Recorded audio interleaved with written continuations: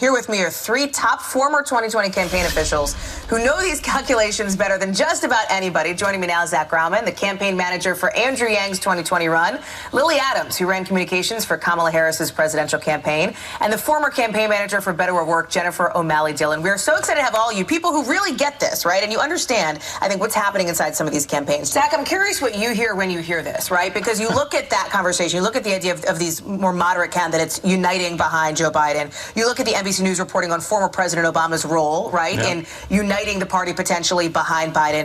Is there a risk that there is a narrative that is fed that the establishment is, quote-unquote, establishment, right, is scared of, for example, Senator Sanders? It's a good question. I think what I'm watching today is the same thing we said we'd be watching when this race first started, right? So you think back in January of 2019, what did we say? This is going to be a Biden-Bernie race, and maybe Bloomberg or Warren will pop in and make some noise. And look now, a year later, billions of dollars spent, millions of people motivated, devoting their careers in blood and sweat and tears, and we're back right where we were, right? In March 2020, it's a Biden-Bernie race, and maybe Bloomberg or Warren will make some noise. So I think it speaks more to the state of the party where we're at as Democrats, right? Where we can't afford to lose to Trump twice. And so when you're risk averse like that, you go with what you know. And so the establishment, quote unquote, following behind Joe Biden, it's really, we know what, we know Joe, we know Bernie, or people are going what they know to not lose again. Zach, are we going to see perhaps Andrew Yang flying anywhere anytime soon to endorse anybody? What do you think? TBD. I think Andrew's been pretty clear he wants to see democracy play out.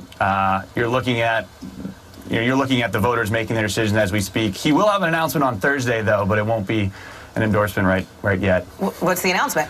I can't tell you. You got to tune in. Why not? Thursday, because he'll still get mad at me. I still kind of work for the guy. Killing me, man. Let me go around the horn real quick before we wrap up. The number one thing, very quickly, that you are each watching tonight. What is the thing we will be talking about tomorrow morning? Zach, what's yours?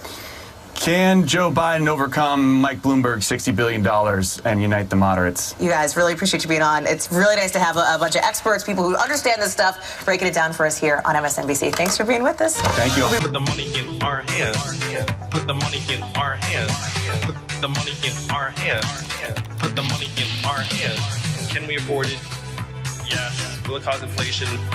No. Is it awesome? Yes. Is anyone trying to make it happen? Yeah, that guy.